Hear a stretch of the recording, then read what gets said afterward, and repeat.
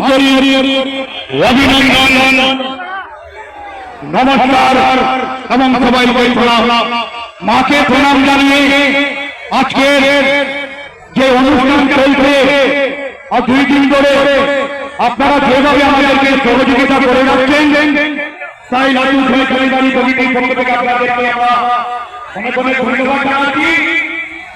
আজকে যে যারা দূর দূরান্ত থেকে এসেছেন, আপনারা ধৈর্য ধরে বসে আছেন সংখ্যা গোস্বামী কীর্তনের সম্প্রদায়ের গানের অনুষ্ঠান শোনার জন্য। তাই আপনারা বিশেষ করে আমাদেরকে সহযোগিতা করবেন।